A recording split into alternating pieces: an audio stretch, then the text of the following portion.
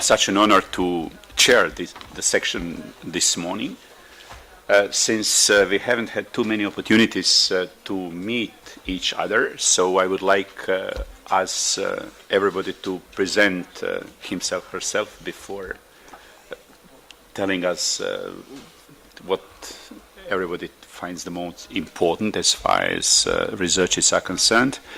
And please stick to the time limit, 15 minutes. It would be very important for all of us to discuss the papers which are supposed to be submitted. So I suppose we should have to follow the order.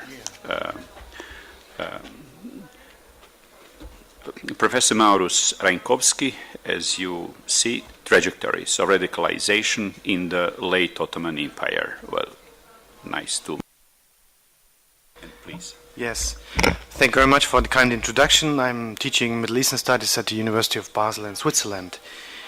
I just will read the paper as it has been submitted. I will skip some parts because otherwise I would not be able to keep to the time limit, but I will tell you where I will skip some passages. The history of modern Turkey will remain incomprehensible without understanding the great Ottoman Turkish transformation in the early 20th century. A new generation of young Turks usurps power and implements a politics of creating a national state for the Turks in Anatolia. The Young Turk movement that had started in 1908 with forcing upon Sultan Abdülhamid II the reintroduction of constitutional rule turned in 1913 into a kind of oligarchy with a triumvirate of Cemal Enver and Talat Pashas at the top. Late Ottoman and early Turkish history culminate in the period from 1912 to 1922. The two Balkan Wars, of course the first one more important, World War I, and the subsequent fight for establishing an independent Turkish national state are a pivotal period where historical events dramatically culminate and violence reaches unprecedented levels. Indeed, the Ottoman Empire has to tell a story of radicalization and violence from the late 19th century onwards. It had not known before.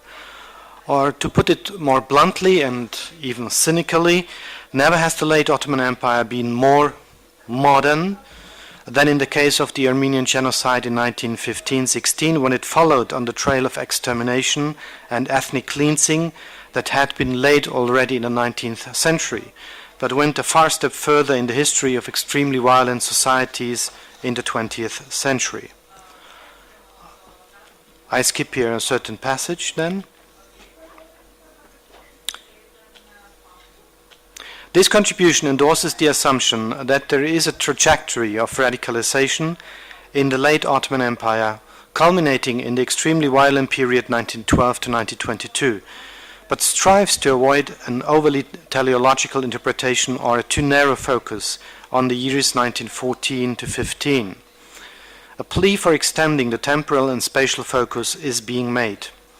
On the one hand, one has to look for inherent processes of internal Ottoman radicalization in the periods preceding the Young Turks, and on the other hand, one has to take heed of the Ottoman Empire's most diverse and often contradicting experiences in dealing with issues of ethnicity, confessionalism, and nationalism. Historians striving to describe the great track of Ottoman history leading into World War I, the destruction of a large multi-ethnic society and the foundation of modern Turkey, shall never lose their willingness to understand the variation in the Ottoman world. Once again, I skip the first passage of the second chapter. One can remark that the major issue of official or also semi-official Turkish historiography has been and still is to explain the transformation from empire to nation-state. On the one hand, we have a large supranational empire with the Turks as only one of the major ethnic groups in the Ottoman Empire, and on the other hand, a nation-state to be composed mostly of Turks or, let's say, Turkish-speaking Muslims. For the Turkish public and political elite, it is so difficult to come to terms with the responsibility for the Armenian genocide, not only because it might lead to restitution claims by Armenian organizations or the Armenian state, or maculate the national honor. The major underlying reason is that the Armenian massacres are so tightly bound up with the crucial formation period of the Turkish national state, leading to the implicit assumption that any concessions might endanger the very foundations of the Turkish nation and state. The question of the Armenian genocide and the specific conditionalities of Turkish historical interpretations aside, the task of historiography, let's say the task of official or semi-official historiography in Turkey, is the same as in other comparable cases, to explain the transformation from the Ottoman Empire to the Turkish nation-state, and to ascertain to what extent the politics of the nation-state were anticipated in the policy of the late imperial state. However, in order to contextualize late imperial Ottoman history, we will have to look for early trajectories of radicalization, but also for forgotten and marginalized pathways leading to the eclipse of the Ottoman Empire.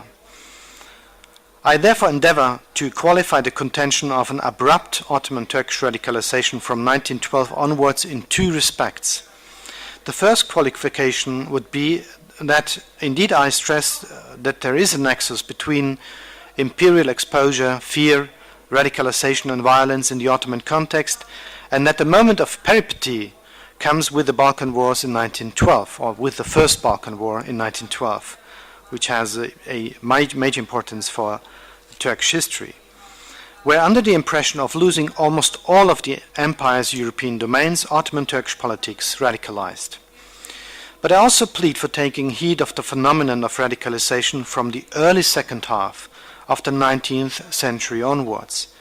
The Ottoman reform policy, the so-called Tanzimat, in the middle of the 19th century was indeed meant to be a rational policy, but was heavily ambiguous in its measures and also in its results. Ottoman authorities turned more and more away from the well-established repertoire of imperial routine and became preoccupied by the vision of a new and final order already in the 19th century. Second qualification, European imperialists acquired new pattern mentalities of violence in the respective colonies beyond Europe. There's, for example, a large debate in Germany about how German politics radicalized by the colonial experience in Africa.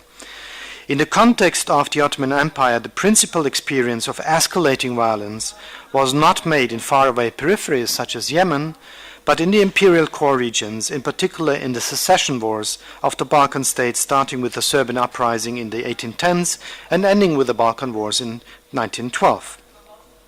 This contribution clearly recognizes the fact that in the way how the national states in southeastern Europe in the 19th century were founded was for the Ottoman Turkish elite of the early 20th century trauma and guideline in the same time, and that this learning process, as one might call it, was applied in the case of the Armenians. However, it is argued here also that it would be reckless if we were to give ourselves to the argument of the unavoidability of demographic catastrophes and atrocities in World War I.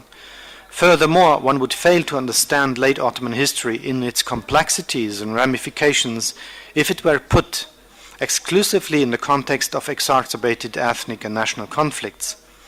Not only the temporal focus has to be widened, as I said already, also the spatial perspective has to be extended in order to make allowance for Ottoman imperial experiences in other realms.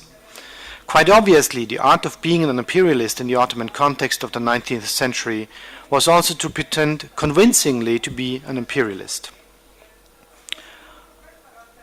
Once again, I'll skip a passage and come to the bottom of page 3.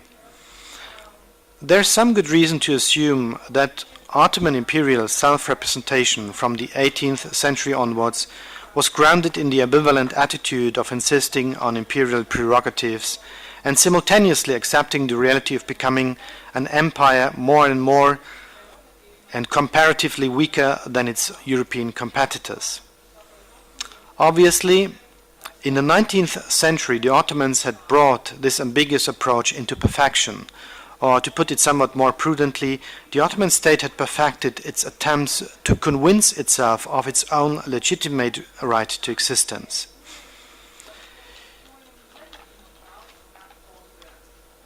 The Ottoman 19th century was a laboratorium in which various political, economic and social recipes, most of them of European origin but substantially transformed due to the Ottoman skills of adaptation, in which these recipes were tested in order to find ways to strengthen the Ottoman Empire. One among the many Ottoman strategies, the repertoires of power, was that of imperial self-representation. The Ottomans developed the skills not only of adaptation but also of productive misunderstanding. That means to intentionally misunderstand European concepts in order to make them productive for their own political agenda. For example, by translating the French term égalité, of course meaning the equality of all citizens in a common national state, by translating the French term égalité as tesavi or musawat, these are the Ottoman terms, the Ottomans reinterpreted égalité as the impartial equidistance of the Ottoman state towards its various subject populations. The Ottoman art of maintaining its imperialist status then is only deficiently captured by the term imperialism. Better suitable would be terms such as imperiality or maybe even empirism, conveying the stress on the empire's internal self-representation and only subsidiary aspect of expansionist imperialism.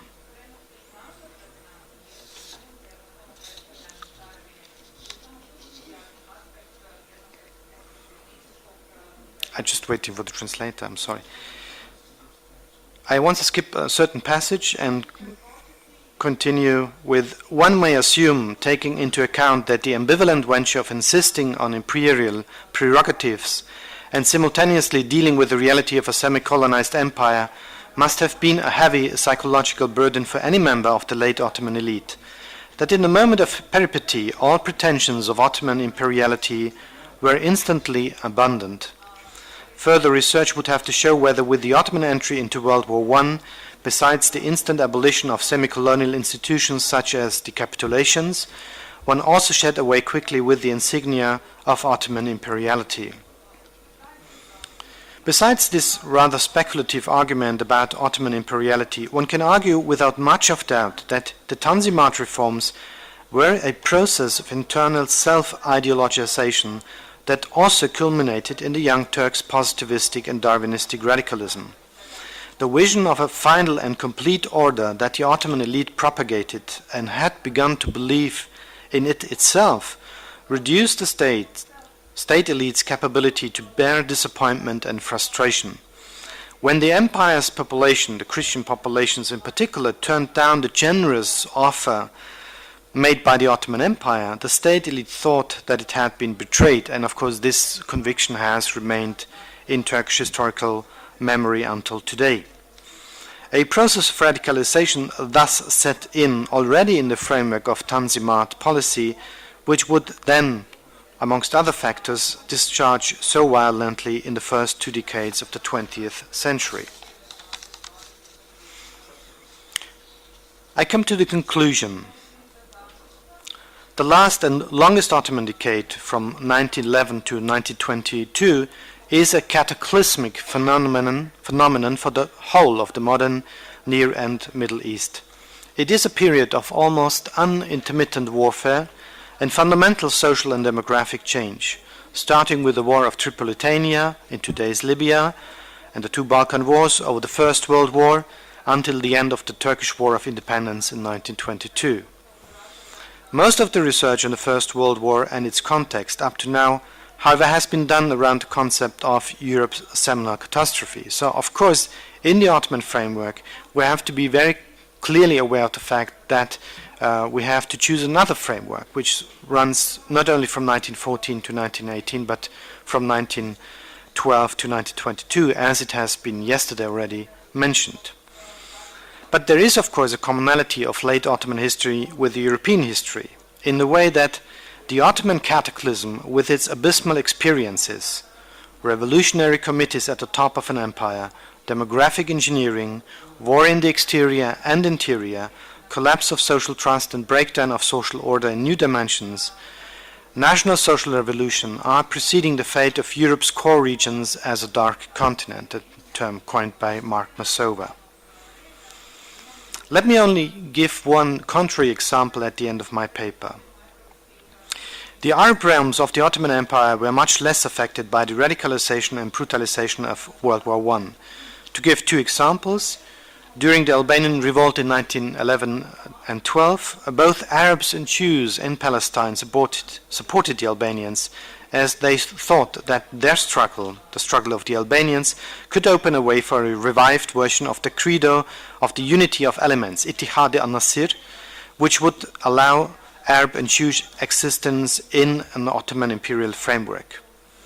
Second example, during the war years, the Ottomans achieved in successfully co-opting the important tribes in Transjordan, or in today's Jordan, and in immunizing them against the allurements of the British and Amir Faisal.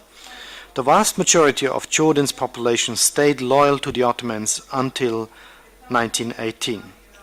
To sum up, both examples just given now from Palestine and Jordan show that there was neither an ideal world of Pax Ottomanica obliterated by external forces, nor was there an unavoidable trajectory to the downfall of a decaying empire.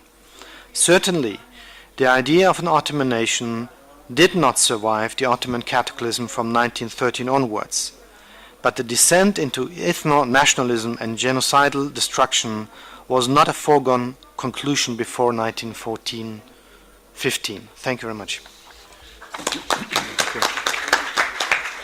Thank you, Professor Reinkowski. Do you mind actually to ask the other panelist, Mr. Alkan, who has to submit another paper on the history of the Ottoman Empire to deliver it, and after that we'll discuss Ottoman topics together. Yeah, good idea. Okay. Yeah.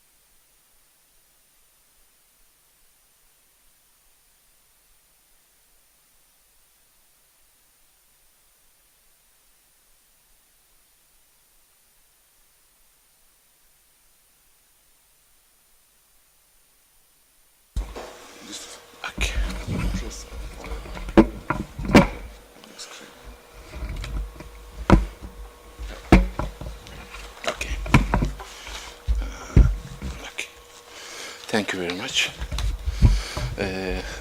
My name is Mehmet Alkan. I am from Istanbul University. Today I would like to mention about the propaganda and indoctrination during the First World War. Committee of Union and Progress, very important political party, as you know, late Ottoman period. And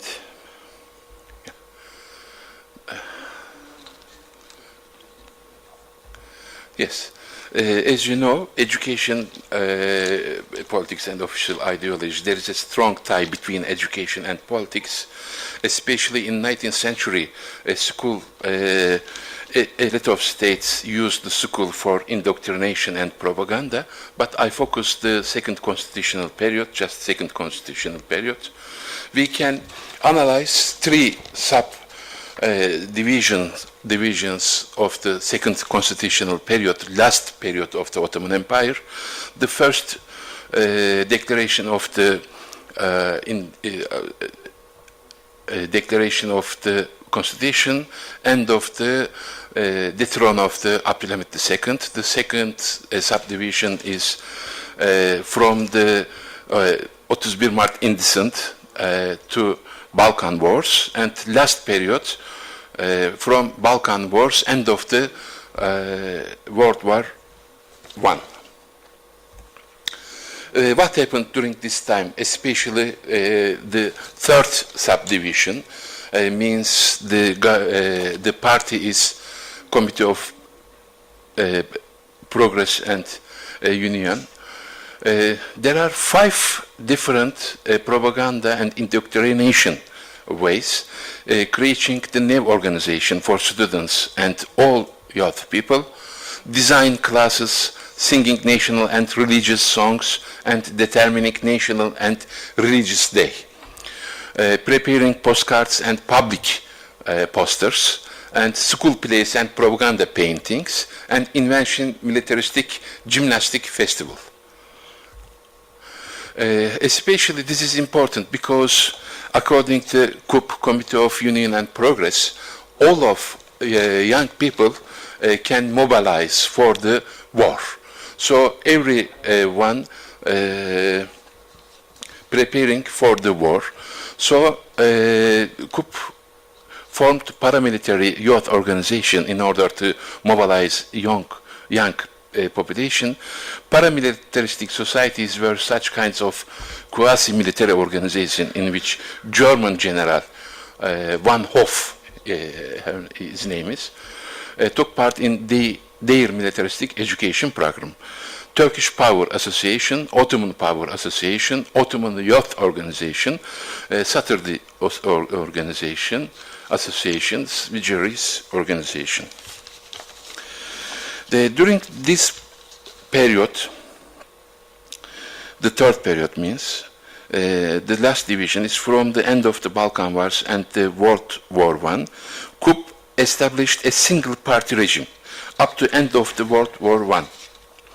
Ultimately, the Balkan War gave rise to Turkish nationalism as a national ideology that was militarist in content, in Islamic in discourse. They were the harbinger of the nationalism that became the underlying feature in textbooks with the start of World War I. Although the CUP seemed the advocate of Ottomanism, indirectly promoted a Turkish nationalism supported by Islamic elements by blaming the lack of the concepts of nation and national sentiment for the military defeat in Balkan wars. Textbook deliberately evoked religious and national feelings for the reconquest of the lost territories in Balkans. Islamism and militarist Turkish nationalism went together in that time. Religiously sanctioned obedience and loyalty to the Sultan were replaced by obedience and loyalty to fatherland, nation, law and state, which included militarist nationalism. They used Islamist ideology for mobilizing masses, ordinary people. One may argue that Islamism was necessary for legitimizing the power and mobilizing ordinary people. Turkish nationalism is necessary for building a new identity and new hidden official ideology for intellectuals and educated or educating people during this period. This is important. And this is some pictures from my personal archives. I would like to show you how prepare the young people for war.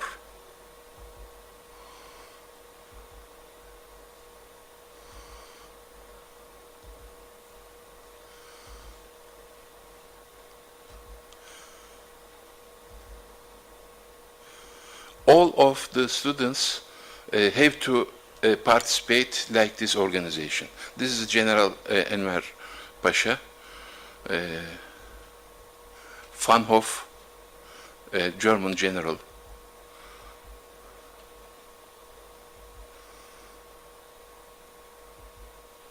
Yes, during this time, indoctrination class and for students, classes were designed again during this time. Something had to be hung on walls of classes like this. One Ottoman flag, Besmele-i Şerif, Bismillahirrahmanirrahim, and verses of Quran, Prophet Muhammad saying, the slogan, long live the Sultan, Padişahım çok yaşa in Turkish, and image of the Sultan, pictures of previous sultans, word of some national songs. class, we use still similar class design, but secular type of secular. There is no any besmele, there is no any Quran ayat, but we use still Turkish flag, Atatürk's poster, etc., etc. Yes, during this time, students had to sing national and religious songs in national and religious days, holidays before and after the class. National religious days, invention of the racial and religion, say.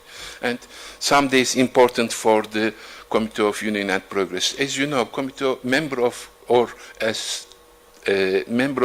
Committee of Progress and Union, most of them agnostic or materialist, but they used to use religion during this time very strongly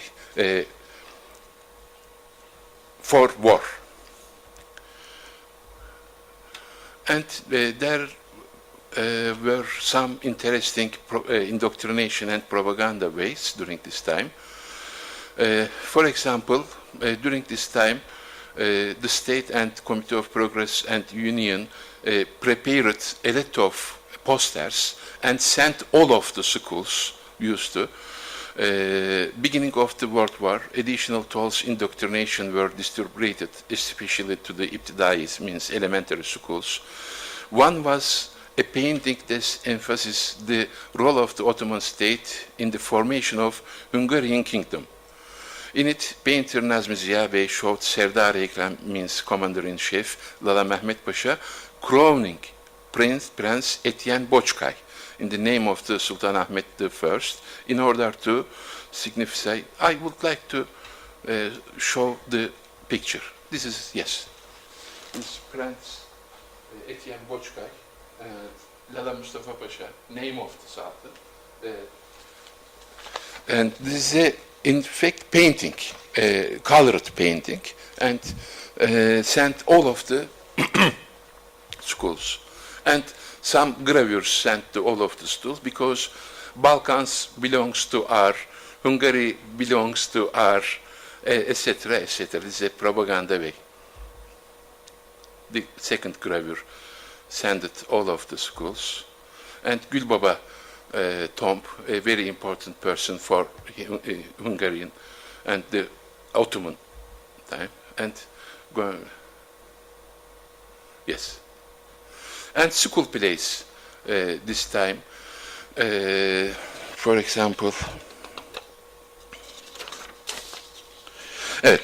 among the meaning of the patriotic indoctrination were school plays dramatizing historical events that the Ministry of Education encouraged during the World War.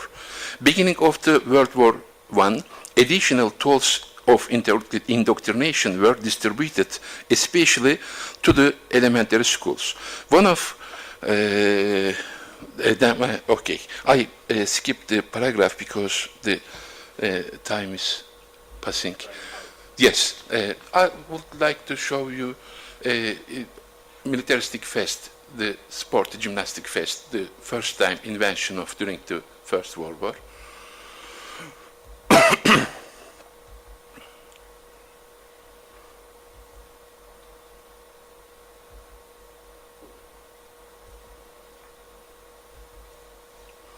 This is a militaristic festival.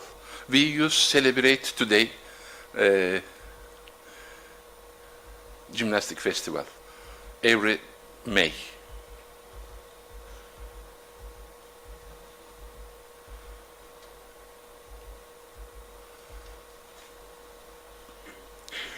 And changing the curriculum and additional nationalism and militarism course of textbook. Who is our friend? Who is our enemies? Bulgarian, our friendship, the beginning of the second constitutional period, and then independent of Bulgarian people, and Bulgaria, the first enemy for the Ottoman, the propaganda card postal or postcards procedures. Committee of Union. And textbooks change the Bulgar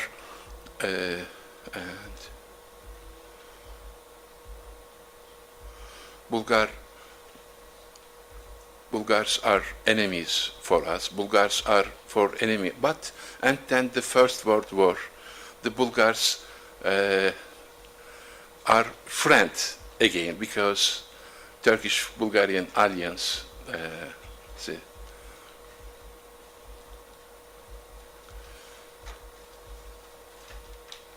Yes. Some, yeah. Thank you. Thank you.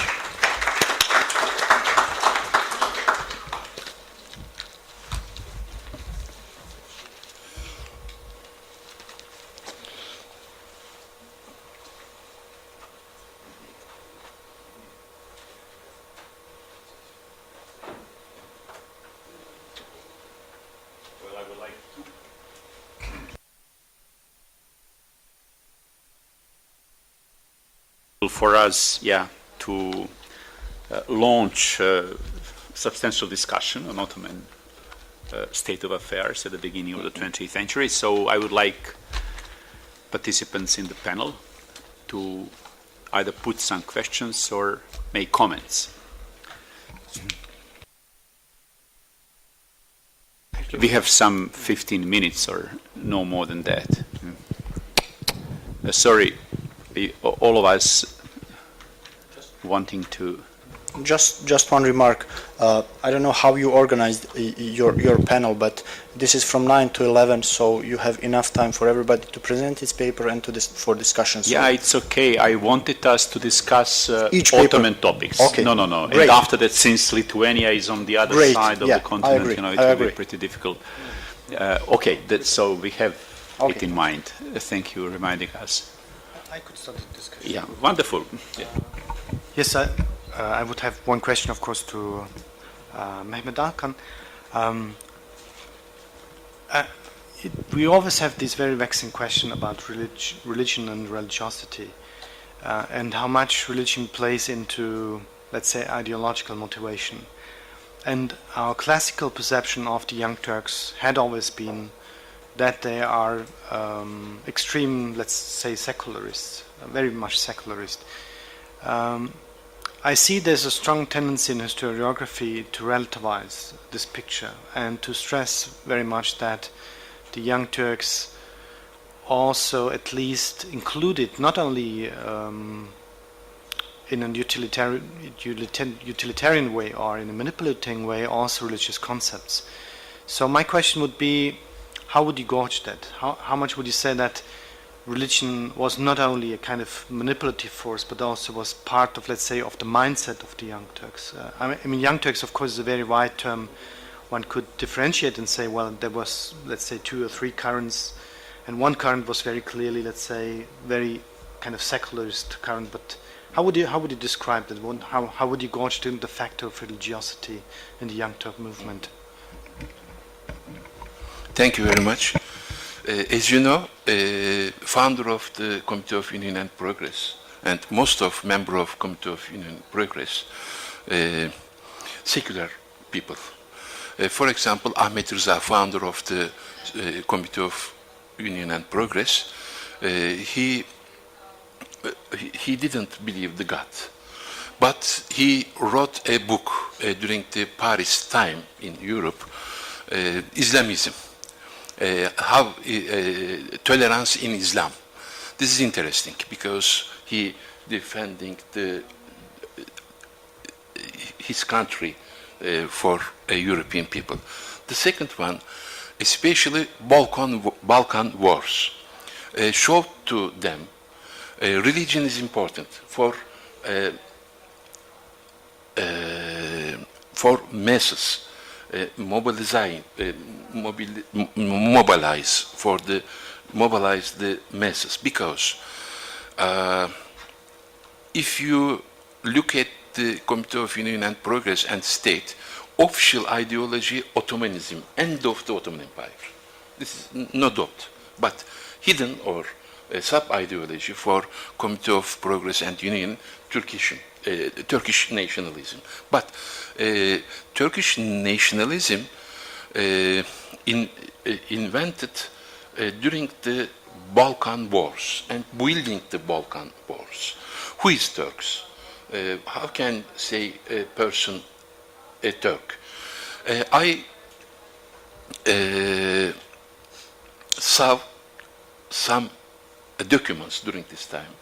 If Committee of Union Progress used the masses, ordinary people, Committee of Progress and Union used Islamism, Islamic discourse.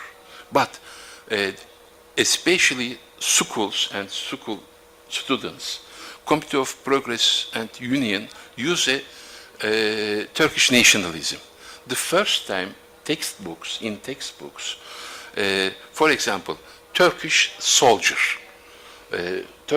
we see the Turkish soldier, name of the Turkish soldier, the first time during the First World War, before Ottoman soldier, after Ottoman soldier, but during the war, we saw Turkish. So,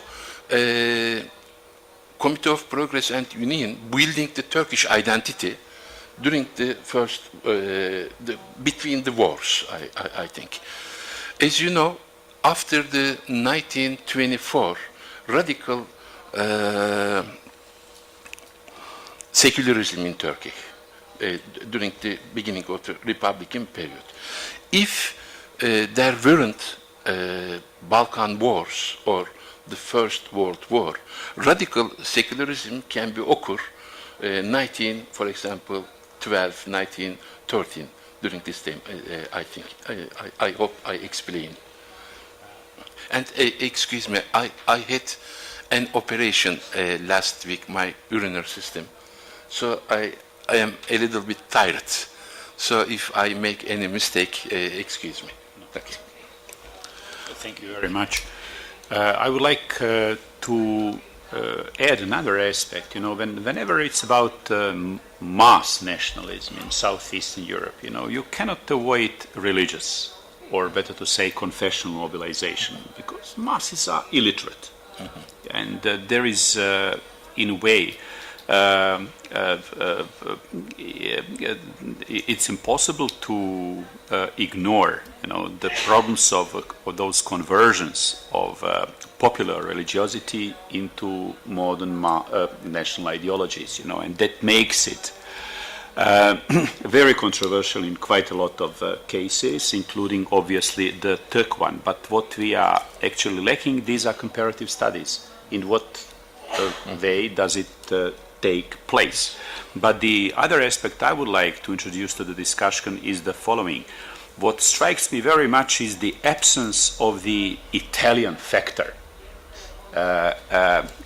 Italian colonialism was also very ambitious at the beginning of the 20th century, and in particular in the Mediterranean, more than anywhere else. Actually, Italian kingdom pretended to substitute the Ottoman Empire in the Mediterranean.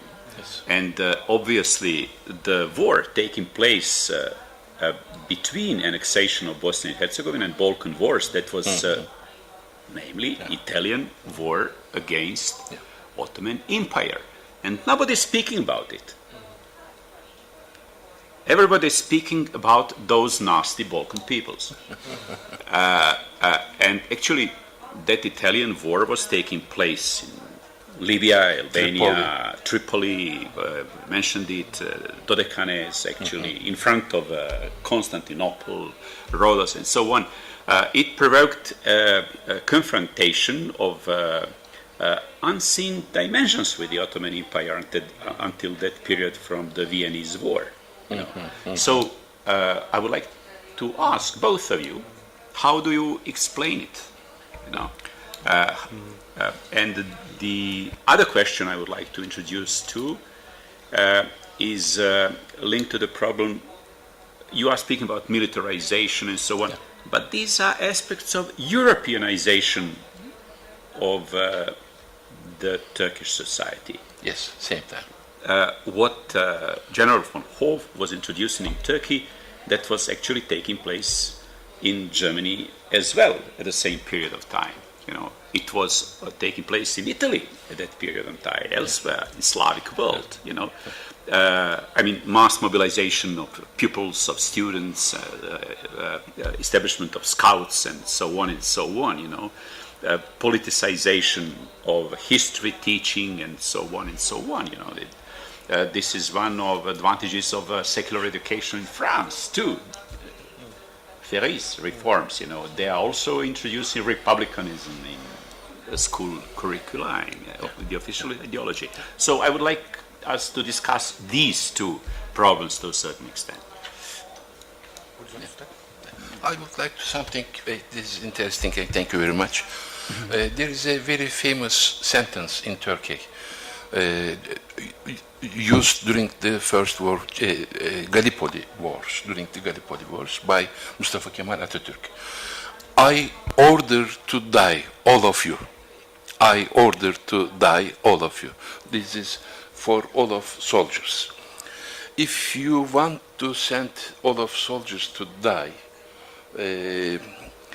religion is necessary for them. There is no any nationalistic identity during this time. So anybody cannot be die for nation, for example, or nationalistic ideas. But most of people, especially Muslim people, can be die for the another world. Because if you die during the war, you can take a best palace from another world, according to believing. So it is important.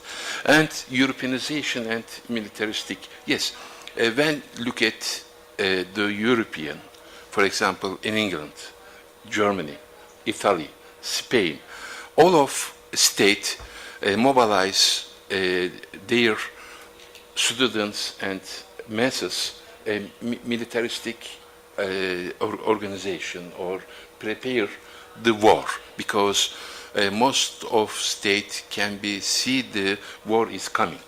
So this is important. And last thing,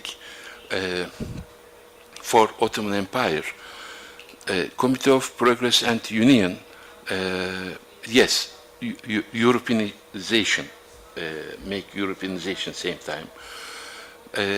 But this is a eclectic ideology. You can use part of Islamic discourse. You can use part of national discourse. You, for example, sometimes some researchers named modern Islamic thought during the second constitutional period. So we research still how occur them. Okay. Yes, thank you for these two very interesting questions. Concerning Italy, of course, you're right. I mean, you could very easily integrate the war of, on Tripolitania into this, what I've called the Ottoman cataclysm, this very large extent, extremely violent period of transformation from the Ottoman Empire to the Turkish nation state. So letting start the period in 1911 and go up to 1922. But I think there's a major difference between the Italian war and the Italian war of expansion and aggression and the first Balkan war. The Italian war of expansion was seen in the context of European imperialism.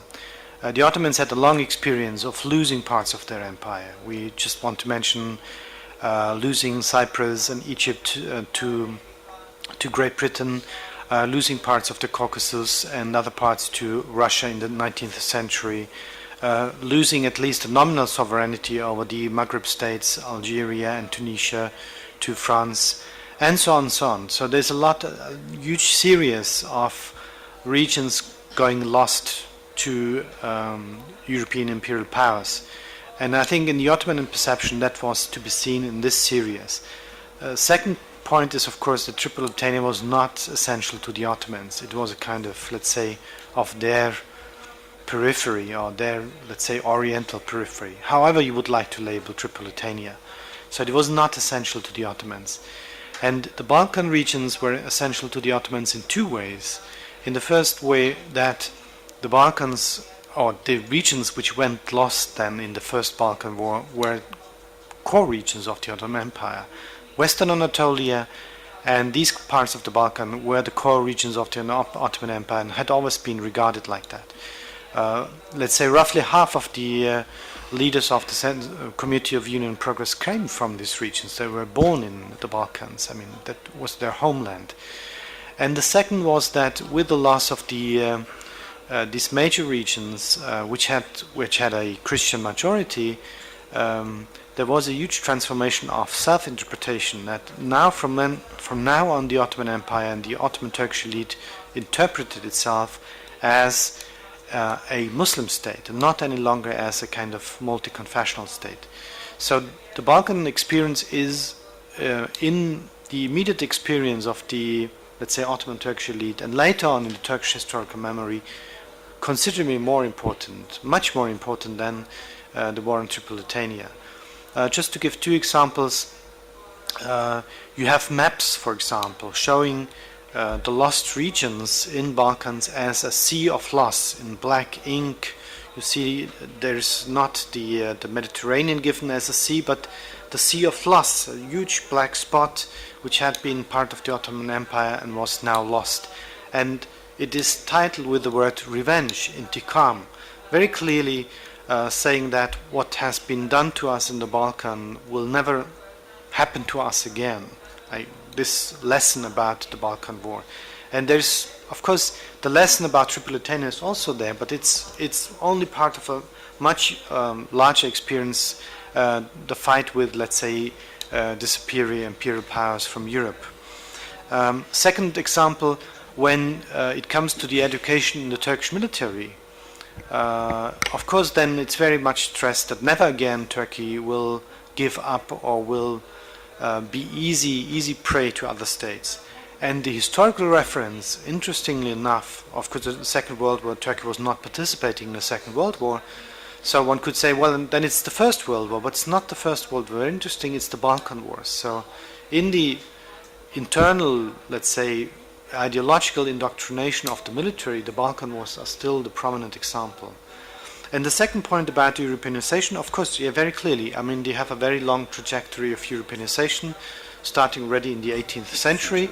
So one of the arguments actually would be that the Ottomans or Turkey is that state in the Middle East which has the longest tradition of dealing with Europe and confronting with Europe, and also finding its kind of its place in an extended European system.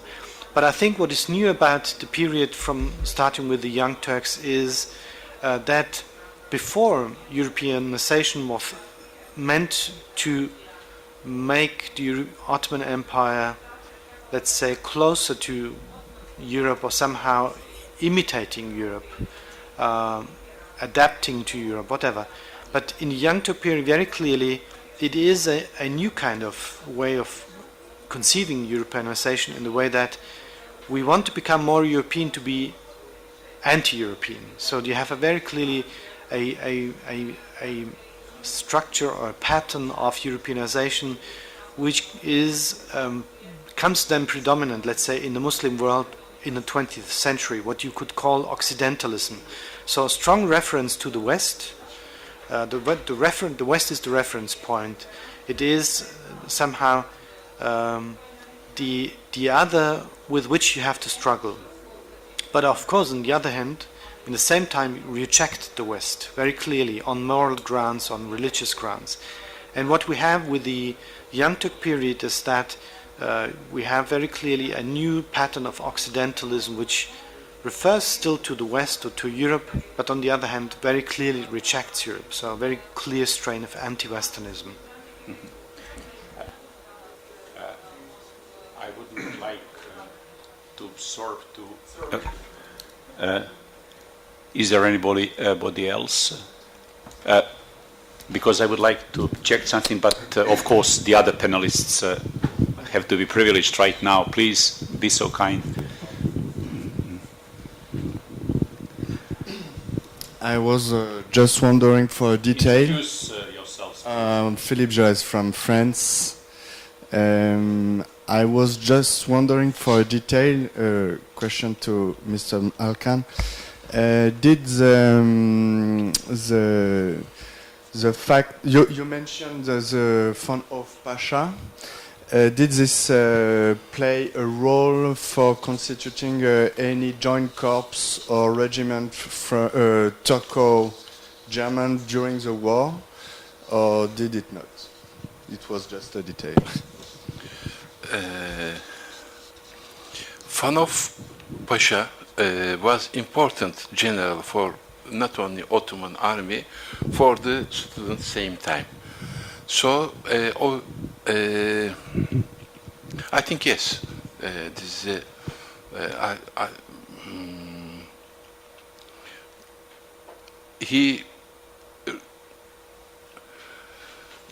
I don't know very details, I think, but yes, important person, and yes.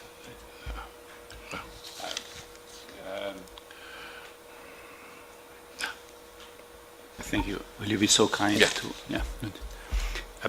Well, let's talk a little bit about it. Because you're right.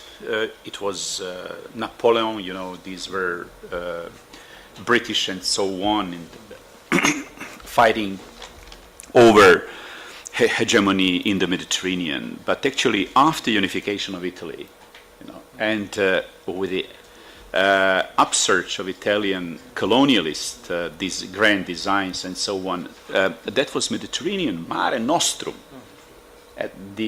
I'm trying to think in Brodelian terms, They were supposed to realize what didn't occur in the 16th century or maybe later on in modern terms, So Italy was not only in Tripolitania, fighting over Albania, for example, with the Austro-Hungary, and not to mention any other case, that was very significant. So from that point of view, there was another dynamic. I do agree with you, that was Britain, in Egypt, and France, in Tunisia, and Morocco, and so on.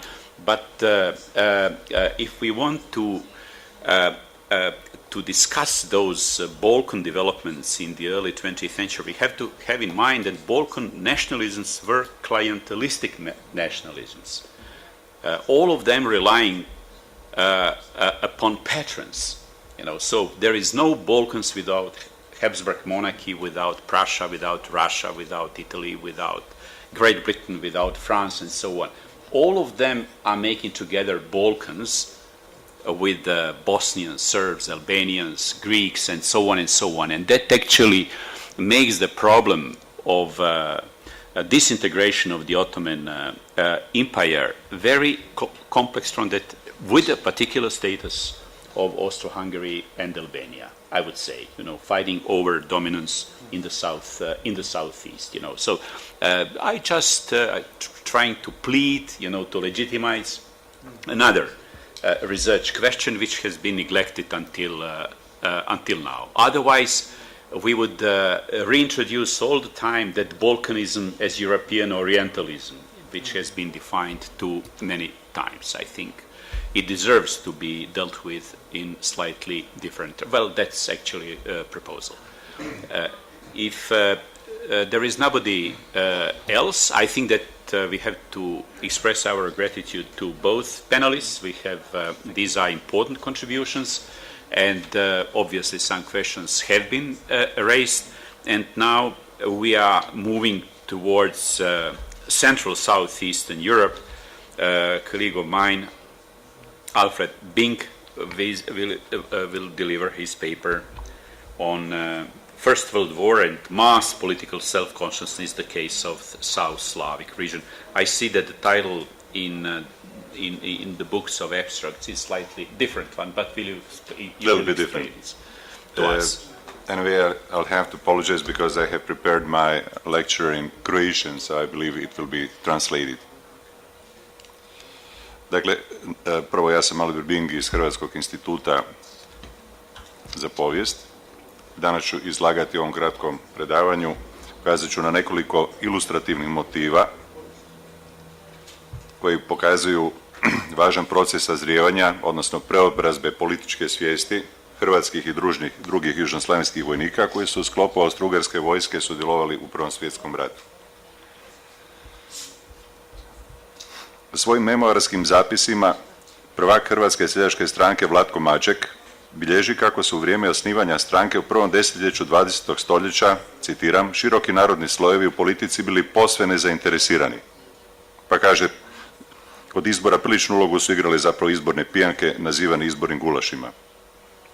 Nepuna 2 desetljeća kasnije, nezainteresirana, amorfna i apolitična seljačka masa poprima posve drugačiju fizionomiju.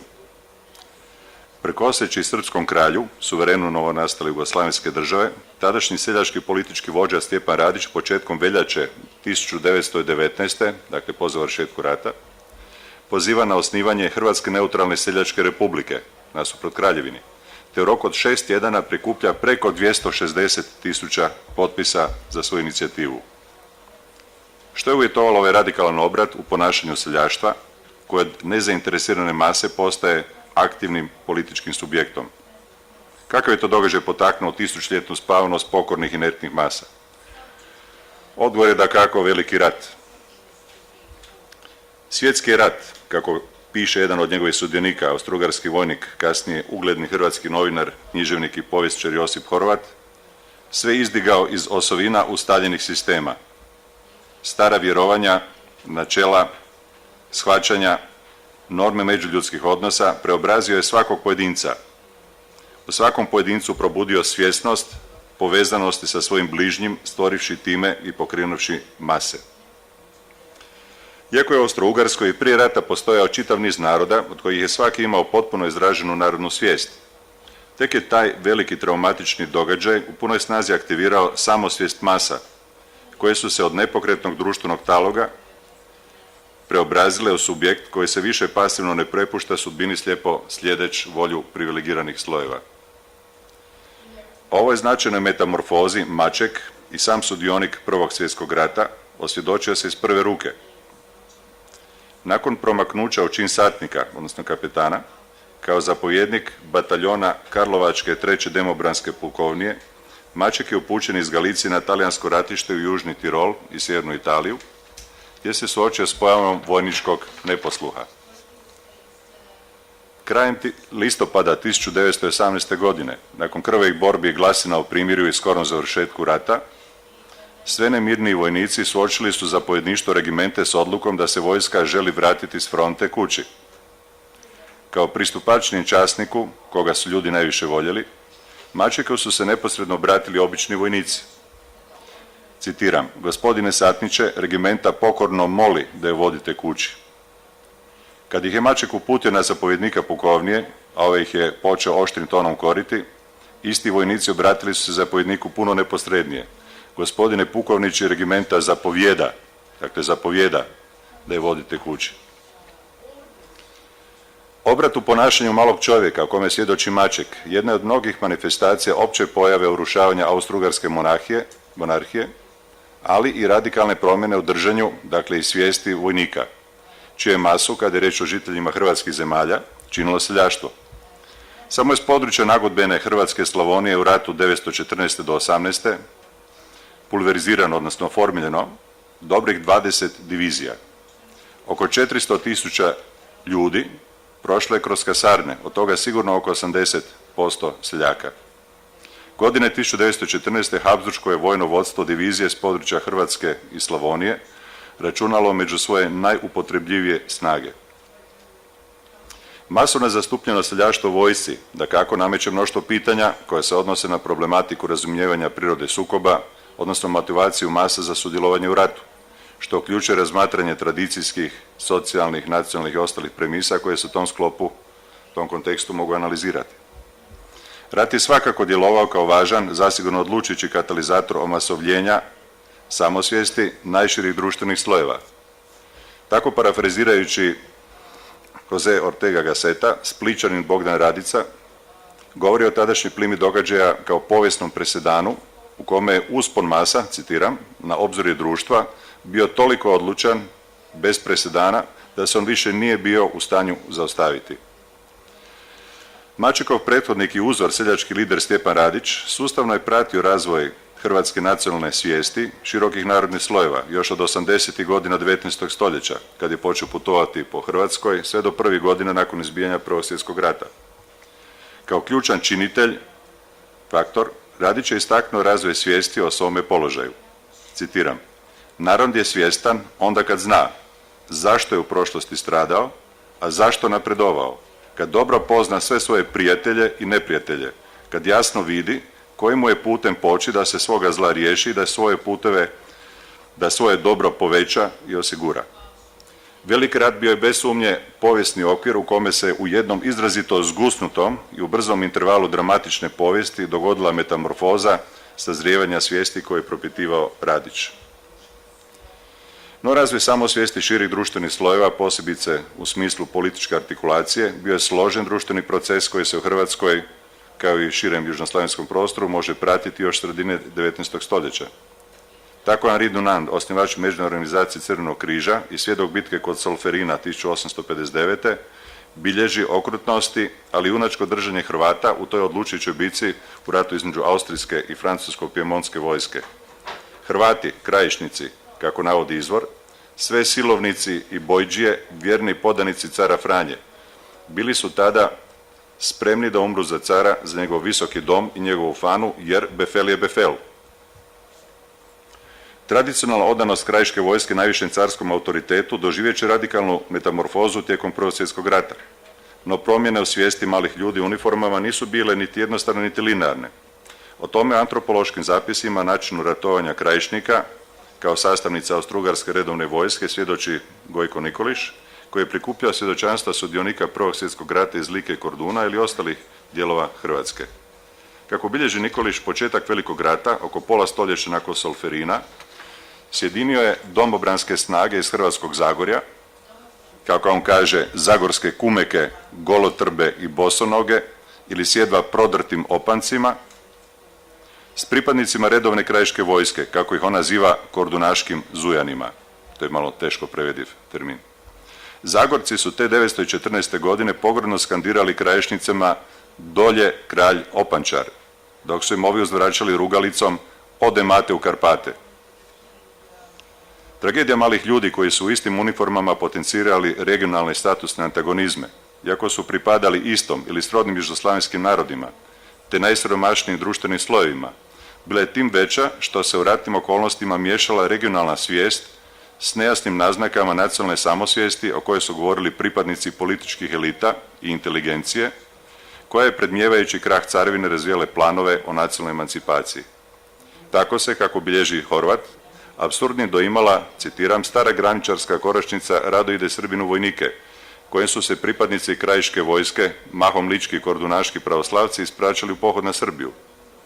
Bilježeći u istom fenomenu pojedinačne slučajeve ratnih strahota, koji su počinili pripadnici kordunaških postrojbi, kojima su krajiški Srbi masakrirali svoje sunarodnjake u Mačvi, Srbiji, ne štedeći pritom ni djecu. Jedna od, recimo, koračnica proklamirala je marširala 96. kolji pali 96.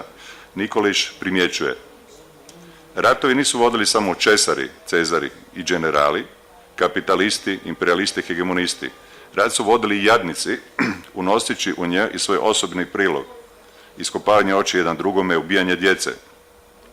Junaštvo jadnika, to je također rat, i to najsvirepiji od svih ratova. Rat bez bijelih rukavica, bez pravila i milosti. Gospoda se pridržava ratnog protokola, ni za nagodbe njihove nikad nije kasno. Tragedija Nikole Suđuka, koga on apostrofira kao jednog od ubojice djece, i miliona drugih Suđuka je postojala silništva s jedne i podaništva s druge strane. Silnici upravljaju rukom podanika, a neki među ovima jučer i danas misle da je podaništvo najveća vrlina.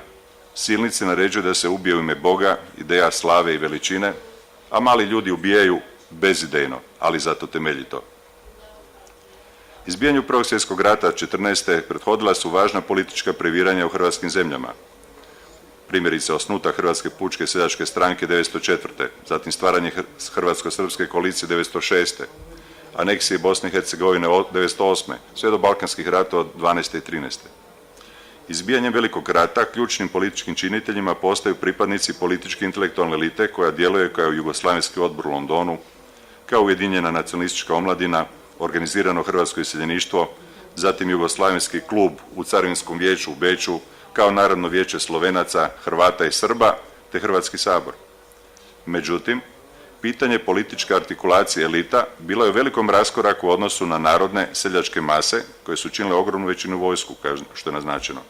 Tome Horvat bilježi, citiram: Nacionalistički je pokret u Hrvatskoj početkom 20. stoljeća, kao i ostali politički pokreti kod Hrvata tokom 19. stoljeća, zahvatio tek malu grupu inteligencije, koja je predstavljala neznatan ulomak naroda. Kraj naroda su sve ideološke krilatice, te uvijek nove koračnice za nove borbe prolazile mimo nesvaćene, nezanimljive. Svi su govori, svi pozivi, sve pisanje moralo ostati jalovo, jer nije moglo ni doprijeti do svijesti analfabetskog naroda. A da je došlo, vjerojatno ne bi zanjelo narod, nije imalo ništa što bi odgovaralo njegovim stvarnim interesima i potrebama.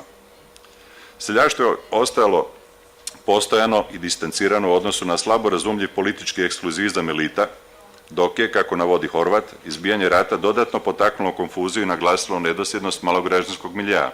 Tako je primjerice stanovništvo Zagreba, bez razlike na stališku pripadnost, koje je nekoć oduševljeno pljeskalo buntovničkim pjesmama, prosrpski i projugoslavenski orijentirane omladine, sad isto tako oduševljeno pljeskalo vojsci koja je krenula na Srbiju pri odlasku na bojište.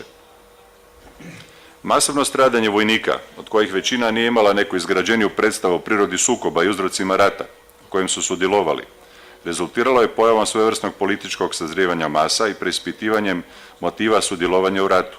Kako primjećuje Horvat, zajednička nevolja jača je od svih ideja i svake agitacije i rodila je osjećajem povezanosti među ljudima i u glavama domobrana sve jasnije sviće da su ratni ciljevi koje su im tumačili po kasarnama stvar koja nema ništa zajedničko s njihovim ličnim interesima. U tom kontekstu značajno je Horvatovo zapažanje okolnostima njegova zarobljavanja u velikoj Brusivljovljevoj ofenzivi u lipnju 1916. godine. 450.000 ogromnom većinom neranjenih ljudi palo je u rusko zarobljeništvo. U Prvom svjetskom ratu bio je dotad najveći broj zarobljenika u jednoj ofenzivi. Kad gotovo pola milijuna ljudi do 6. dana borbe dobrovoljno polože oružje, u 98% slučajeva zarobljavanje je uvijek dobrovoljno. Jasan je to dokaz da je snaga takve države propala. Bijaše to svoje vrsti plebiscit skončanja Habsburške monarhije. Pojave šaroliki društvenih previranja. 14 minuta, ima točno 15,5 minuta, dakle ima, pri kraju sam, još treba minutu i pol. Da, jasno. Pojave šaroliki društvenih previranja, isticanje nacionalnih zahtjeva i socijalno motiviranog bunta, masovna pojava dezertiranja i formiranja zelenog kadra, sastavljenog od bjegunaca, te otvornog neposluha vojnika, poput pobune mornara u Boki Kotorskoj u veljači 1918. odrazili su se i na otkaz poslušnosti građanstva te radikalizaciju seljaštva. Tako Bogdan Radica, čiju su generaciju u Splitu zvali ratnom generaciju, kao što sam navodi, ističe kako je veliki rat u Dalmaciji polagano ulazio u naša osjećanja i u naša svagdašnja suživljavanja s osnovnim opstankom i svime onim što se razvijalo. Zastarjelo zdanja koje se zvalo Habsburškom monarhijom postale opipljiva, navodi Radica, ne toliko porazima u ratu, koliko, što je bitno, raspadanjem cijelog zdanja u njegovoj unutrašnjosti, dakle na svim razinama. Očigledan primjer tog urušavanja bilo je masovno odbijanje vojnika koji su se nalazili na odmoru da se vrate na frontu. A kao najkonkretniji primjer bljeđenja i nestajanja austrijske vlasti, Radica pak navodi događaj kad su siromašne žene iz splitskog predgrađa uputile pred sjedište državne uprave i počeli vikati, tražiti i zahtijevati da se hrana njima i njihovoj izgladnjoj djeci da, a policija nije bila u stanju žene niti zadržati ni pohapsiti. I tada, navodi Radice, bilo jasno da je svaki autoritet države bio srušen jer revolucija je već bila u zraku, bila je osjećajima, raspoloženjima masa. Od tog dana može se kazati da nije bilo ni vlasti ni autoriteta koji bi narod smatrao vječnim ili stalnim.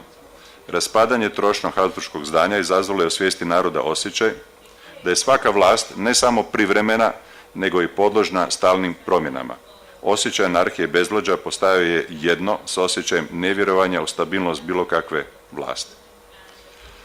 Veliki svjetski rat, dakle, pokazao se događajem koji je dao odlučujući zamah i nepovratno pokrenuo mase, potaknuo omasovljenje političkoj samosvijesti. Ideje nacije i zahtjevi za socijalnim promjenama stoga dobivaju novu široku socijalnu podlogu, čime je afirmirano posve novo poglavlje u povijesti Hrvata i južnoslavenskih naroda. Eto, s tih nekoliko crtića ću i završiti izlaganje. Hvala vam lijepo i oprostite, da, pa to inače mi je zadatak, ne? Tko se javlja za riječ? Kolega Bing nam je uistinu na jedan vrlo sugestivan način iznio čitav niz pitanja o kojima se vodi rasprava, ali s pristupima koji doista omogućuju da se ona kvalitativno i nastavi.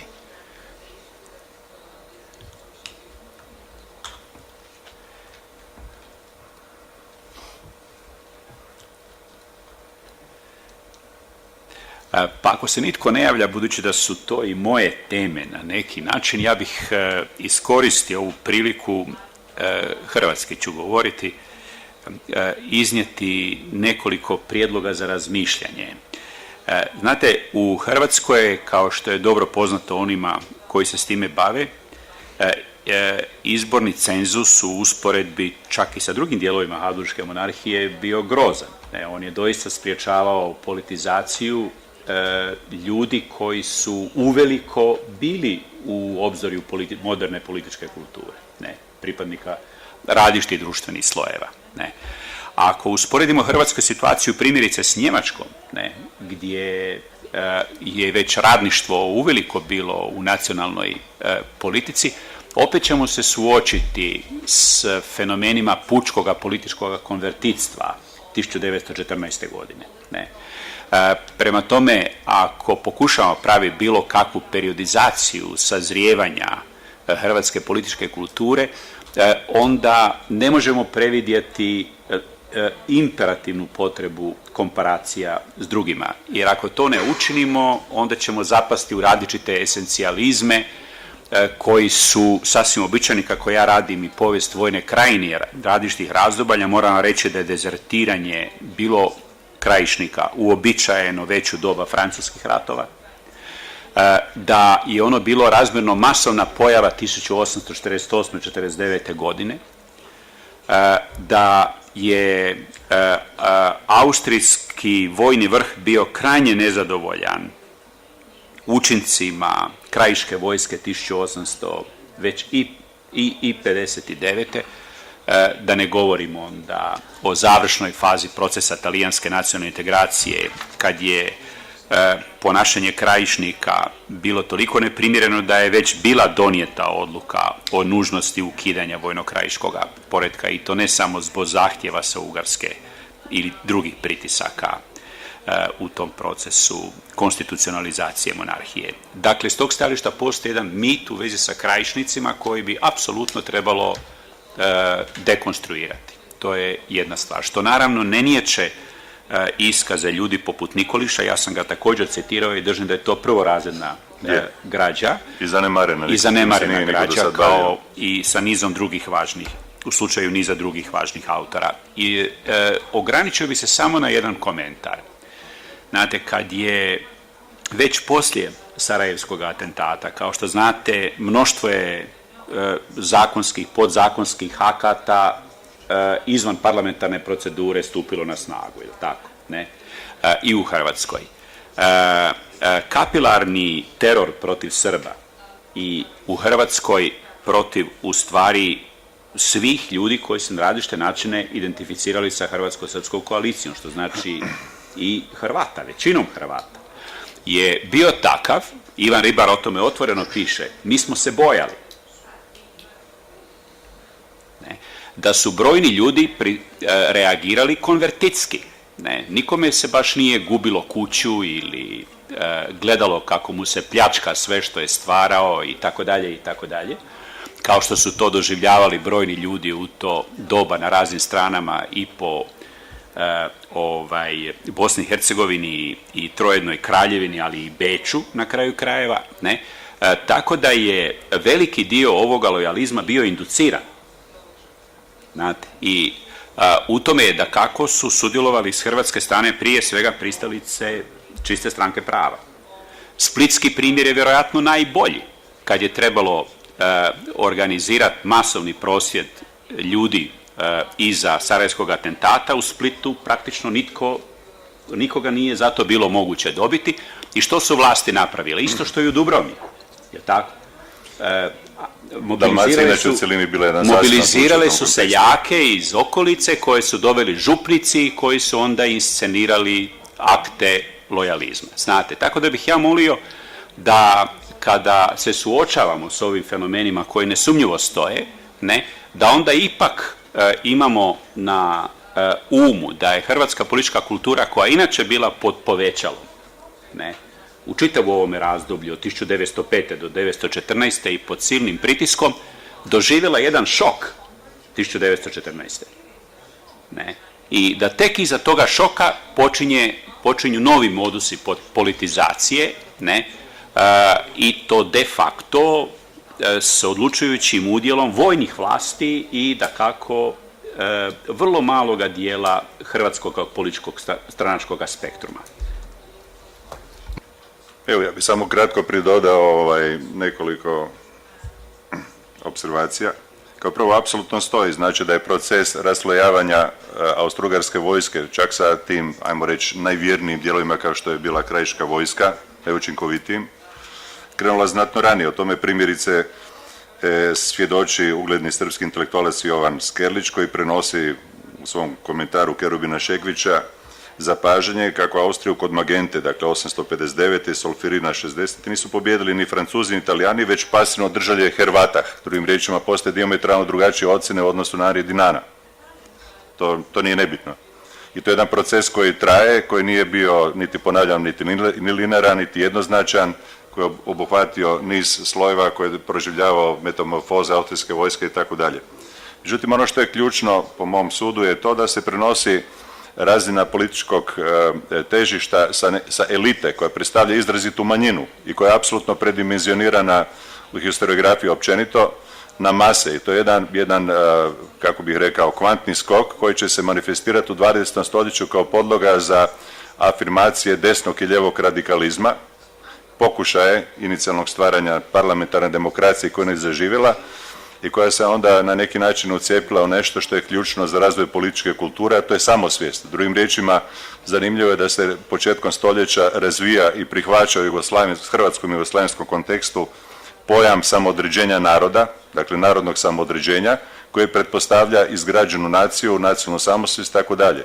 A riječ je o sadržaju koji je predmet manipulacija, primjerice profesor Roksandić je spomenuo taj aspekt konverzija, s time da se, kada je riječ o političkim konverzijama, može primijetiti da su se veoma često režimi mijenjali, a elite su ostajale iste.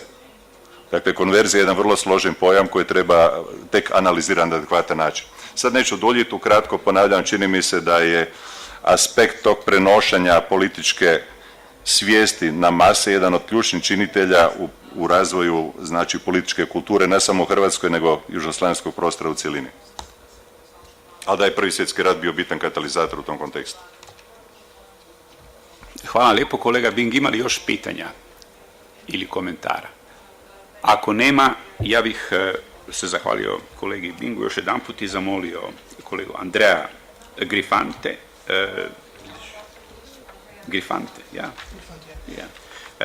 to deliver his paper, Redefining what Lithuanian is and what is not, a religion, language and nationality in Ober or Ost.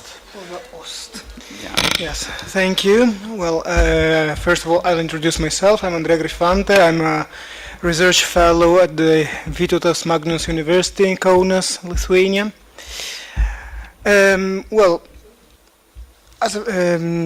I'll skip the very first part of my paper, the first paragraph, and I'll begin.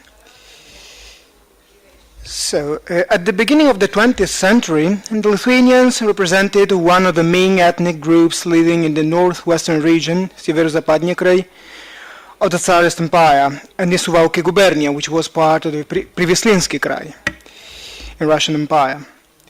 The Lithuanians lived mainly in the countryside, while towns were a major dominion to Jews, Poles, and Russian military and administration. According to 1897 census, in the countryside, the Lithuanian-speaking population dominated over the other linguistic groups in Kaunas, 71.6%, in Suwałki, 58.5% gubernias, while diminished in Vilnius gubernia up to 19.8%. In Vilnius gubernia, actually, linguistic fluidity and low rates of national conscience made it almost impossible to clearly assess peasant national belonging. From its rise in the first part of the 19th century, the Lithuanian national movement that developed in Tsarist Lithuania and among very small Prussian-Lithuanian elite was countryside-based. That is, not only were its active members mainly of peasant origin, but the ethno-national discourse of the Lithuanians got built upon two basic elements: the ethical superiority of Lithuanian peasant origin and the Lithuanian language. On the other hand, the stress on linguistic identity constituted a bulwark against the two main antagonist others, the Orthodox Russian and the Catholic Poles. Poles were not only massively present in the territory Lithuanian intelligentsia had defined as ethnic Lithuania, but represented the economic elite there, especially in manors. The Russians were considered enemies because of their attempt to acculturate Lithuanians for anti-Polish goal after the 1863-1864 Polish uprisings. However, although the Russians could be and were actually perceived as dangerous landlords, the Lithuanians often considered them as possible allies against the Poles. On the other hand, far from simply emphasizing an economic category or belonging to a class, the ideological stress on the link between the countryside the ideological stress on the link to the countryside mirrored the pillars of Lithuanians' ethical world, based on a sum of traditional values such as the integrity of family, the circle of rural life, Catholic religious devotion, and the precise distinction between sacred and profane time. Even when, at the turn of the century, the formation of a Lithuanian bourgeoisie made the encounter with the town inevitable and even desirable, the stress on these elements represented a sort of arm to prevent from assimilation, and especially from linguistic assimilation, usually called Polonization, and also to underline the moral superiority, once more, of the Lithuanians against the major economic concurrent in the urban context, namely the Jews. When in summer 1914 Germany declared war to Russia and Russia promised autonomy to the Polish lands in case of military success, the Lithuanian elite tactically declared its loyalty to the Tsar.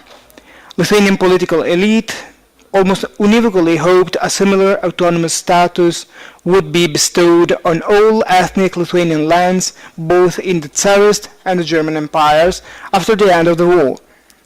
Regardless of state central power's ambivalent position on this issue, the war was perceived as a turning point, possibly preparing the ground for the formal acknowledgement of the Lithuanian national movement as a mature political subject.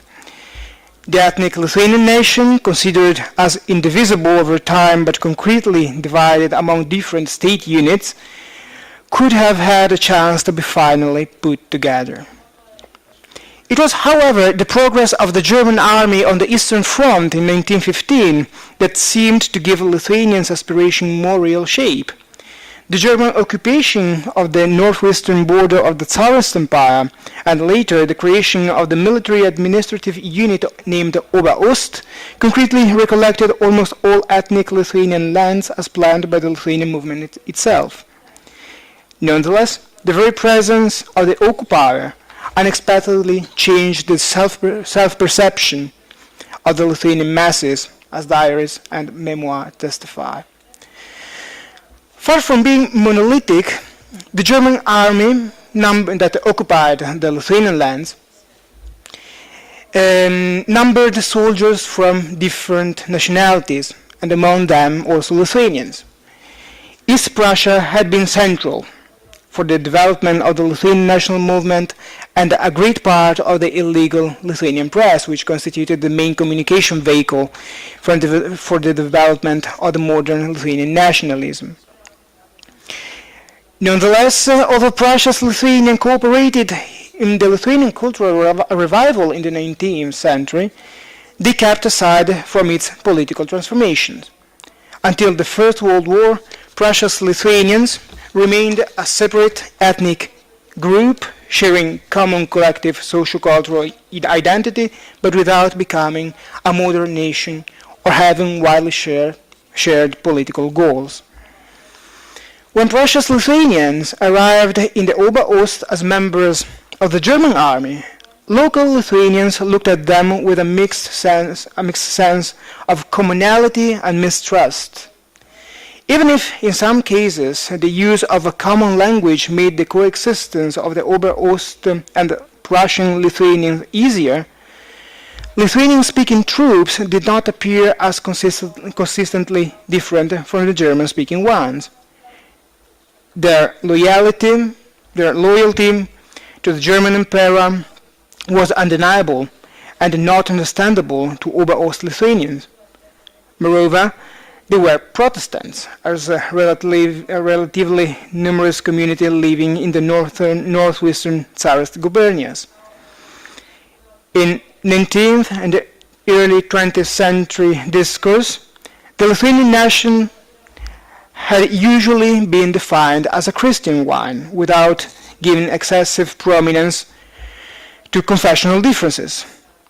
Even if the overwhelming majority of the Lithuanians were Catholics, the emergence of Lithuanian written literature in the 16th century had been indeed connected with Protestantism and played as a basic ideological role. Nonetheless, the presence of an occupation power whose ranks were made up by considerable figures of Protestants enforced the difference between the Lithuanian Catholics living in the occupied land and the Protestants, whatever their nationality or spoken language be. Also, Protestant Lithuanians living near the border with East Prussia became an inner and potential dangerous other. By the way, the resentment was also strengthened by the perception of different material conditions accorded to Protestant Lithuanians by the occupation power that often used them as inner allies in a divide et impera mood. According to Lithuanian villagers, the German occupation became a divide for the existence of a common Lithuanian memory of the war because, and it's a quotation, Protestant Lithuanians still in the 30s remember those times as happy times, the times of occupation as happy times, and are still waiting for the Germans to come. End of the quotation. A certain diffidence toward Protestantism, however, was nothing new. Such difference was supported by the existence of anti-Protestant stereotypes dating from the Counter-Reformation period. In Lithuanian oral literature and folklore, people of Protestant faith were often associated with the devil, while Protestant Lithuanians were often, and very often, called simply Germans. Nevertheless, it was the fresh experience of German brutality that made, as I told earlier, the juxtaposition of Lithuanianness and Protestantism as something related to Germanism unacceptable. It is therefore necessary to understand which characteristics of the Germans became associated with the Protestant Lithuanians. In the early 20th century Lithuanian discourse, the Germans had been traditionally described as a cultivated nation, whose economic growth was only the last output.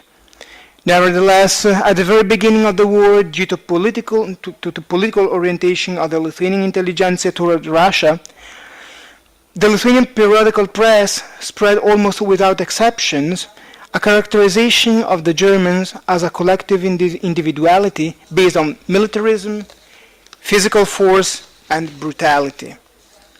The pan-Slavistic identification of the Germans with the Teutonic Order in virtually eternal fight with Russians, Lithuanians, and Poles, which was common to Russian official discourse, became widely used in the Lithuanian press until summer 1915. Although, as the front line got closer and the Russian army showed its roughness, destroying everything around that they saw, Although as the front line got closer and the Russian army showed its roughness, destroying everything around at the so stimulated growing expectation about the Germans arrival did not confirm these expectations. Restrictions of movement and new cultural policy represented the two main elements concretely testifying at the same time the prevalence of German civilization and the sufferance of the Lithuanian one. As the principle of Deutsche Arbeit started being concretely developed in Ober-Ost, any faith in German high culture definitely faded.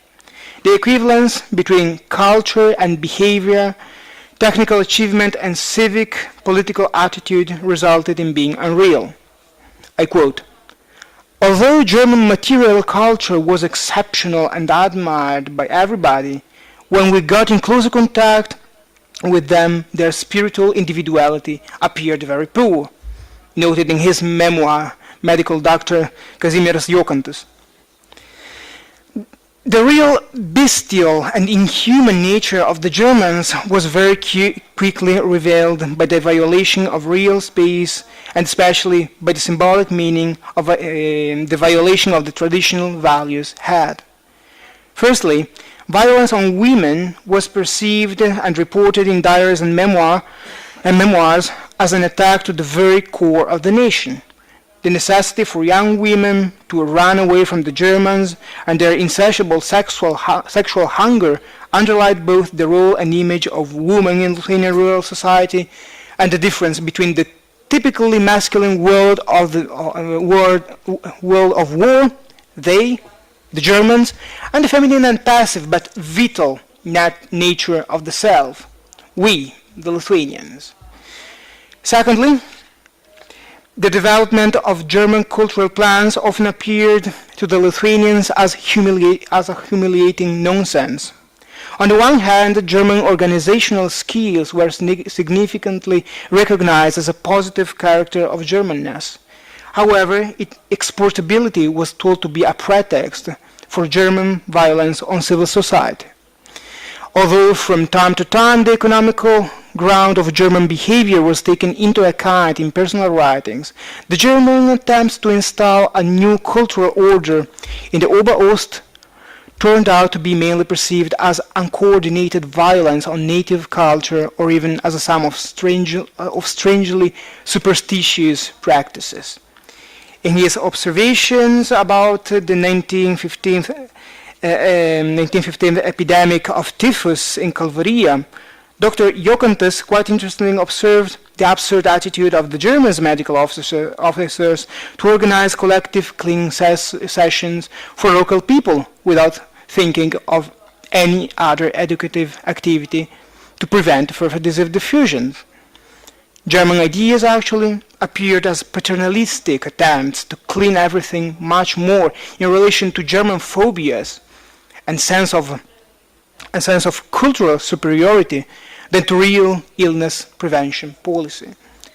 Clearly understanding the ridiculous uselessness of such hygienic attitudes and their cultural background, the Lithuanians started using more and more often pretended illness to escape German violence. German cultural otherness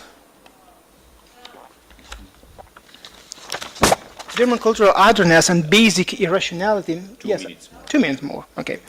And basic irrationality was confirmed also in other fields. For example, in food habits. Often recorded waste of meat and other food seemed to Lithuanians as unjustifiable attitude in contrast both with the supposed German rational culture and requisition goals. Thirdly, German occupation and the everyday practice of German Kultur caused a wound upon the Lithuanian perception of time. As part of an agricultural society, until the beginning of the First World War, the life of most Lithuanian villagers was strictly linked to the timing of agriculture and primarily ruled by the church calendar and festivities. As the occupation began, the rhythm of traditional life appeared as having been interrupted. the introduction of an occupation regime in particular entailed the breaking of the regular sequence of sacred and profane time. Although the compression of time was much more stressed in soldiers' diaries because of their entering a totally new time and experience, a quicker homogenization of time was perceived by all observers. In May 1916, for example, 20-year-old student Vincent Jonushka looked at the German occupational forces' order to work on Sundays as a quite unusual and hardly acceptable fact, breaking tradition and the usual flux of time. Not differently, the impossibility to participate in religious functions because of German-imposed curfew during the most important festivity of Catholicism was perceived as a quite striking occurrence in all diaries and life narratives I analyzed. And so, let's go to final remarks. The German occupation in Ober entailed important changes in the self-perception of Lithuanians that remained in the occupied land and did not went to inner Russia's regions. On the one hand, the traumatic experience of German occupation stimulated the Lithuanians' focus on the cultural elements that made the Germans so different. Not only was language different, but German rational, somehow superstitious culture was perceived as the opposite of Lithuanian peasant cultura and its traditional Christian values. In the mindscape of Lithuanians, the space of Russian civilization, or at least the memory of it, turned out to be once again much closer to Lithuanian peasant cultura than German Westernness. On the other hand, the presence of Lithuanians from Prussia in the ranks of the German army, along with the reminiscence of folkloric topoi about Germanness and Protestantism, furthered the transformation of Protestant Lithuanians into second-class Lithuanians, being often dangerous and mistrustable. In that, the Lithuanians agreed with the Russian authority that, being afraid of their possible cooperation with the German, still in summer 1914 had deported thousands of Protestant Lithuanians and Lithuanians from East Prussia to the inner regions of Russia. The main output of German occupation on Lithuanian identity was thus a double one. It purified the ethnic category of Lithuanianness and possibly strengthened its relations with Russia that just some years later became Lithuanians' main supporter in the international dispute over Vilnius and Vilnius region. Thank you very much for your attention. Thank you. We have some 12-13 minutes for discussion before. We have some 12-20 minutes for discussion upon Mr. Griffante's paper.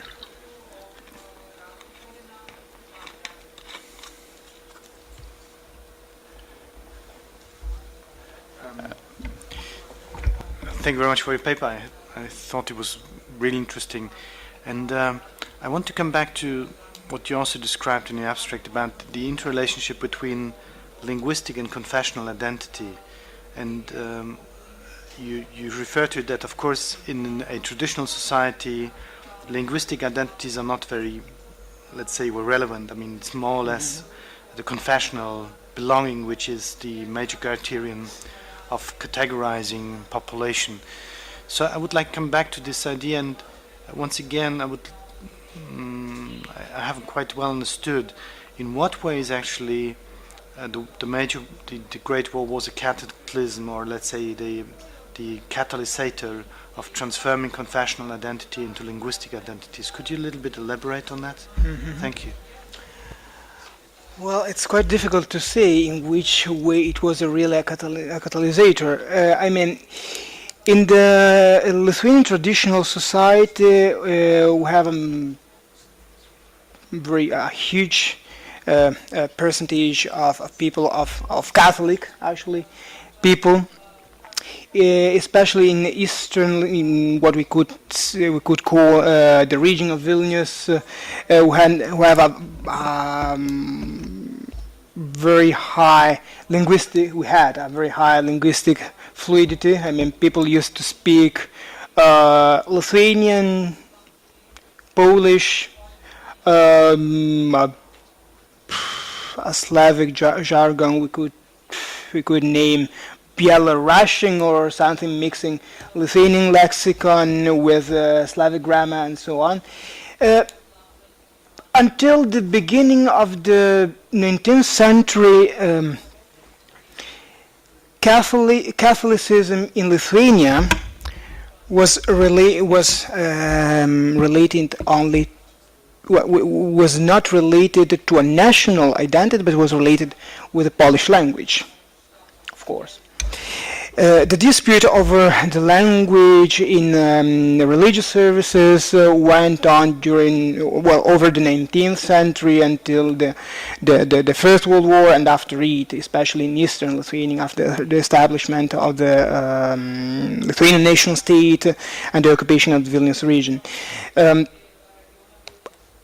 I would say that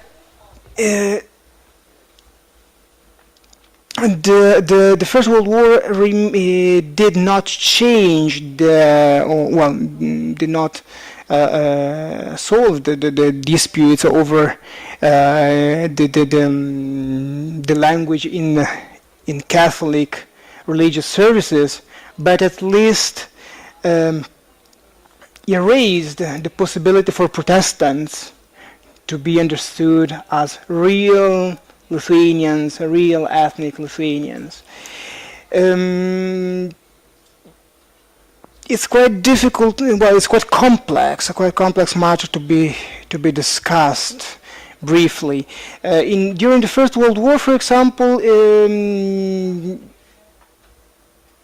Catholic language, religion was a catalysator to the spreading of the Polish language, which had not only we could rely not only on religion, but also on symbols.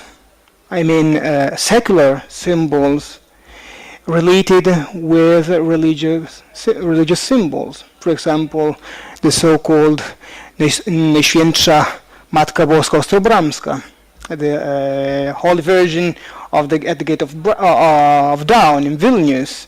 That was actually a religious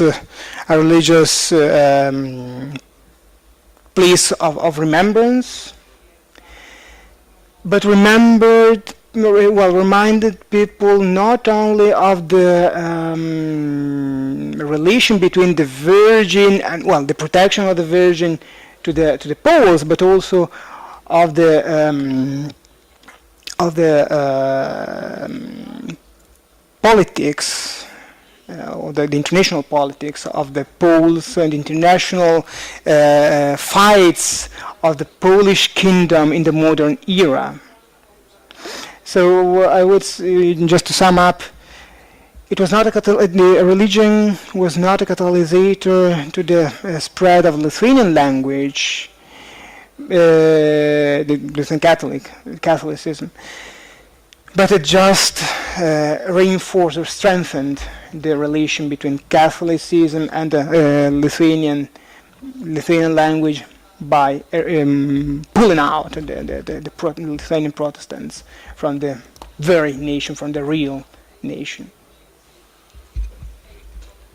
Thank you. Obviously, it's one of those examples which provokes renewed interest. I would like to ask you to what extent social history matters, actually. Obviously, when it's about nobility, when it's upper strata, it's very difficult to make distinctions between Poles and Lithuanians in a long historical perspective, you know. Yes. So actually the problem, the key problem is who are those ones identify themselves over processes of modernization with Lithuanianism. You know, that's actually Yes. what matters to a linguistic question is from that point of view instrumental, you know, but not decisive. Yes, You know. It's all the absolutely same with the instrumental. religion, having in mind those Yes, differences. it's absolutely instrumental, especially when you think that there were some groups of Polish-speaking landlords that called themselves Lithuanian, of course, not in an ethnic sense, but in a historical sense. The materials we have and we can work on are memoirs from the 1920s, 1930s, written by people that had an average scholarization actually level, and that could somehow absorb the propaganda and the nationalization through language. But what we can see through these memoirs, and also through diaries that had been written during the war, is that for most of people living there, whatever the language they spoke was, the German occupation, Ober-Ost, was mainly something, was perceived as something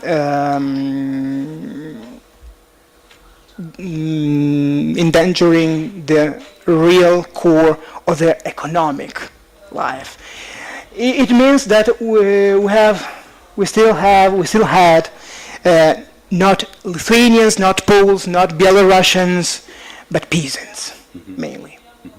And it's important also in order to understand there is still a lack of understanding in Lithuania, in the Baltic countries, that the nationalization, the real mass nationalization process went on not in 1910s or earlier, but after the establishment of the nation state, namely in the 20s and in the 30s only.